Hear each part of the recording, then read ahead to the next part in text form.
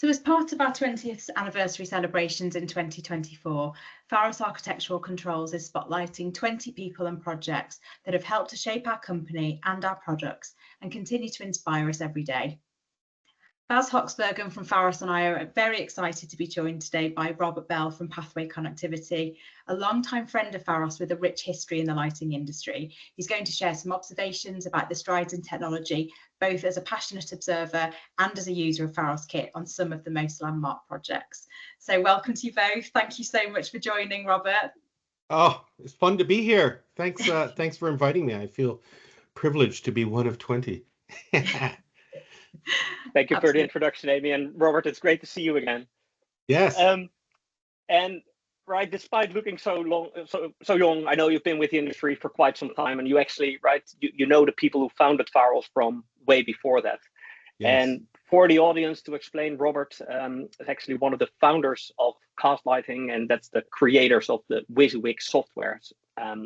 WYSIWYG software grew out to be a big software to visualize the lighting.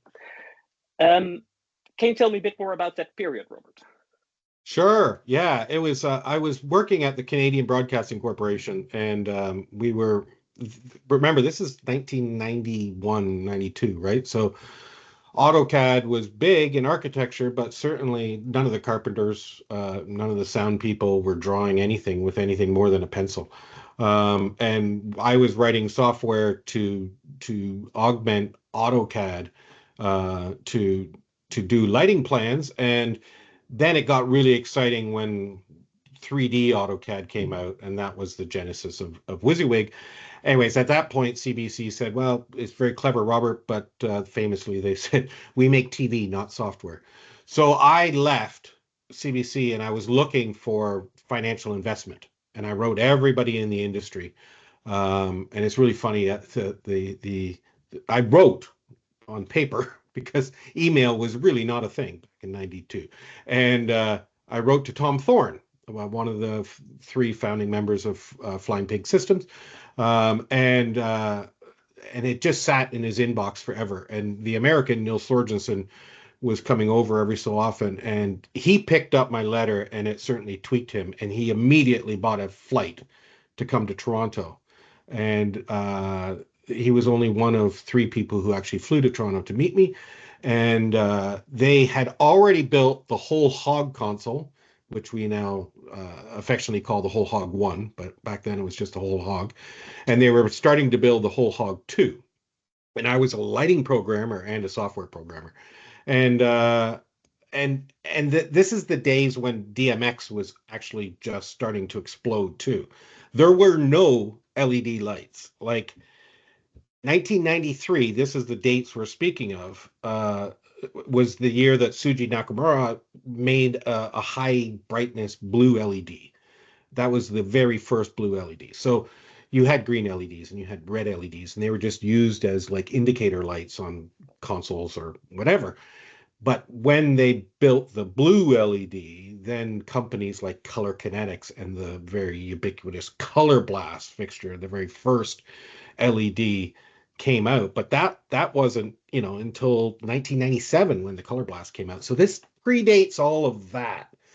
And I was watching what the whole hog was doing, and just about the time that Nils came to meet me, he had just wrapped up on shooting Lenny Kravitz's amazing "Are You Going to Go My Way" video, which they used the whole hog on because it was the only console on the planet that could control more than 4 universes of DMX, and they needed 6 or 8 or something. And so cool. It was... Sorry? No, I remember, right? This video was one of the reasons for me as well to go into lighting, because I was just amazed by seeing that video and seeing all those lights and how could they make those animations. It was just mind-boggling for me to figure out how they could do it. And it's so cool to see that.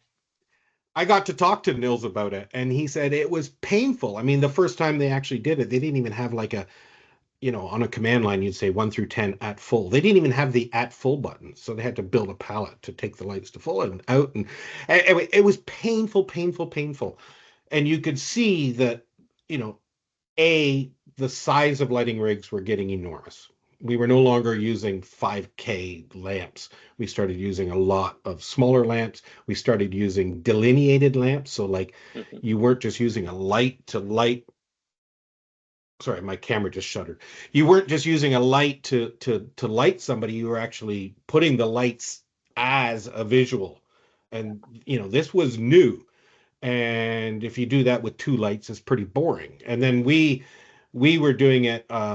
I have a nice picture of lighting Tom Cochrane at the Canadian Juno Awards, where we did a whole wall of lights at the back, and I was programming that on a Hog 2. And again, it was like painful. That wasn't the way to do dramatic lighting. It was fun. It was exciting. It was what we were doing at the time. And we went through 192 dimmers to 512 on a single wire, and then we now have 4 wires coming out of the back of the console, and we're building this huge rig, and it just LEDs just made everything explode tenfold what it was in the early days. And the guys, well, specifically Richard Mead and Nick Archdale, when they left Flying Pig Systems, building really gorgeous, huge, Ego hardware consoles, and then they came out. They disappeared for like, I don't know, 6 months, 12 months, and then they came out with the LPC. And I looked at it, I'm like, what are you guys trying to do here? And then I saw the software, and I realized they weren't trying to control big moving lights. They were hard going for just controlling LEDs. They could control moving lights, but it was not ideal. And when you reset and see what they were doing, it was obviously they had some vision to find a niche in the market, and they slammed it. I mean, I have another slight story. There's a designer in New York City called Ted Mather, and him and I did many, many museums and facades and buildings and stuff. And I was at the time the product manager for Roscoe's Horizon lighting controller. And we were really popular with like the theme parks like Disney and all the rest of it for our playback controller, which could do 2 universes of DMX.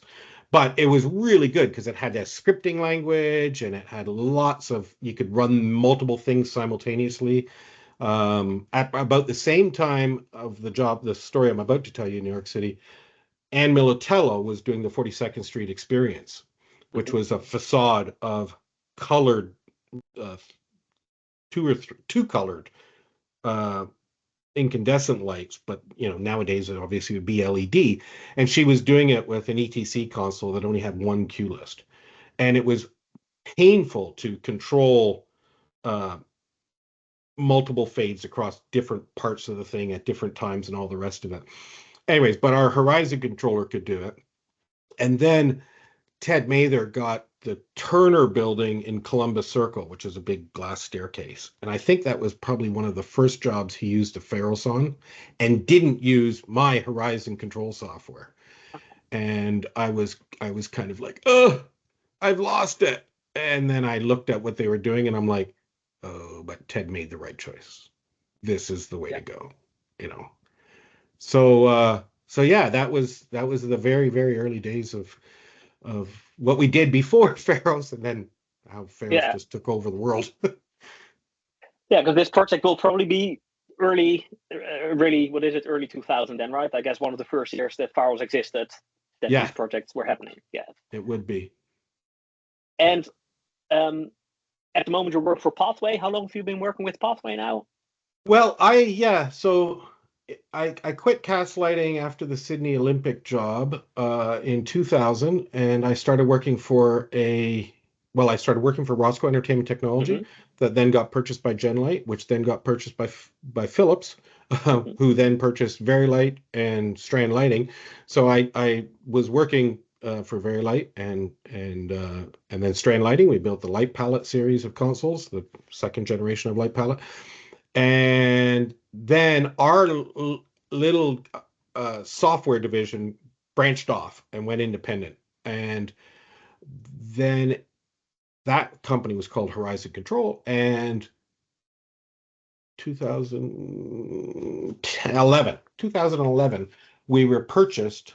Our company, Horizon Control, was purchased by a company I'd never heard of called Acuity.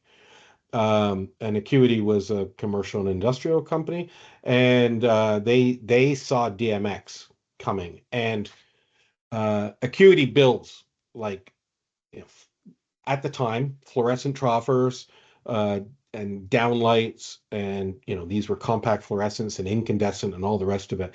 So this was 2011, and they were just starting white light LEDification, and the it was about two years ago, by the way, that they made the very last fluorescent fixture. So it's the whole transition of white light has been while I've been with Acuity Brands. So back in 2011, Horizon was bought. That's when I joined Acuity. 6 months later, they purchased um, Pathway.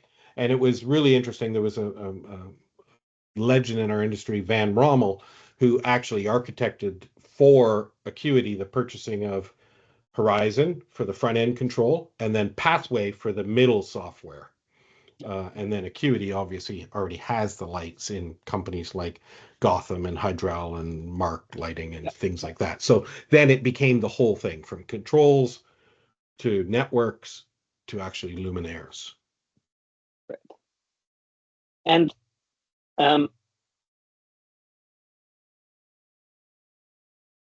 so it was actually already before that time, right, that you've been working in the industry and be part of the ESTA board, or board, Yeah. sorry, ESTA Yeah, control group. so similar to Plaza, there's a ESTA, the Entertainment Services Technology Association, in based in New York, but it's an international affair.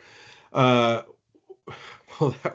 that only started in '92 as well, about the same time I met Nils. So from the very beginning, I was associated with ESTA and involved, and the companies I work for were sponsors of ESTA.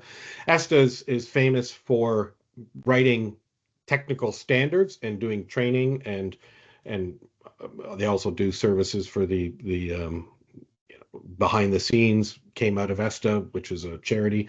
But ESTA is the one that write the standards. So if you have to do a follow spot platform, or if you need to do rigging and you want to do it safely, or the fog that we use in the air, there's standards that were written. So is the fog going to cause the singers cancer and all the rest of it? Anyways, part of the other one is there's electrical safety. And I was on the electrical safety committee for, doing power distribution and all the rest of it. And then I moved over to the Controls Protocol Working Group, CPWG. Now, that body within inside of ESTA are the people that are responsible for writing all of the standards like DMX and SACN and RDM, which, if you want to geek out, the E1.11, E1.17, E1.20, and E1.31, all these standards that are now ANSI standards. So we sit around as a working group, and then we break off into task groups, and then we write these documents, and it takes about 4 years because they have to go through multiple public reviews, and you have to respond to them and all the rest of it. But if you open up those standards, the E1 dot whatever's I just mentioned, you'll look that my name and all of my colleagues' names are at the top of those lists. So yeah, we didn't invent DMX. That came out of the United States Institute of Theater Technology, but we ratified it and made it an ANSI standard, and then built RDM and streaming ACN, which is what the world works on now, the lighting world. And I know, Red, you've been around the industry for a long time, but I'm also aware that for the Niagara Falls, you have been using a Pharos controller to control the lights over there in combination with all the pathway gear. Can you tell more about that project? Yeah. Well, it was the Niagara Falls has got it. You should visit one day because they have a little museum that goes when they were lighting it originally with like pyrotechnics, and then they lit it with big, incandescent searchlights, and then xenon searchlights, and then I guess it was about 7-8 years ago they LEDified it, and there was a whole consortium of companies that did all of the building of these huge 2-degree lens LEDs that could shoot 1,500 feet because it's far away where you can put the lights and where the water is. Anyways, a pathway dealer that's been a pathway dealer forever, Scenework Consulting out of Guelph, which is just about 2 hours from Niagara Falls, put on a big pathway network. So I was very excited to be involved with it at that time. And then eventually the control system that Scenework also provided has been superseded by Pharos because really it was about the cloud connectivity that got us really excited about. There was a coordination between Pharos and a spin-off of Pharos called 6i that did this remote monitoring and management. And Pathway Connectivity was one of the first manufacturers to become Friends of Pharos, I guess we call it now, but where we actually took very clever code written by the Carillon Group, and literally the code lives in our products now, and they connect to the cloud. So I live about 2 hours from Niagara Falls, which is not so bad, but I hardly ever have to go there to do it. I can do it all sitting right here at the desk. Actually, I can do a lot of the maintenance right here on my phone with the Pharos Cloud. So all of the vias and all of the path ports, the fiber network, the backup vignette network, and now the Pharos controller is on the cloud. And we have real live operators that are there from dusk to midnight, but otherwise the whole system runs autonomously. And my wife jokes, but it's happened 3 times I can count where I'm actually at a dinner party or a wedding or something, and I get a phone call from the operators, and they're like, "Robert, we've lost the bunker, Robert," and I can just get on my phone and I don't know, reboot things or say, "Oh, literally, there's a story where a raccoon chewed through a fiber." That's the situations you can't predict, right? Yeah, and I can't fix that on my phone, but I could identify where the break was, and we could get somebody in there. And luckily, these actually happened. The raccoon incident, I think, happened. We turned the lights off at 2 a.m.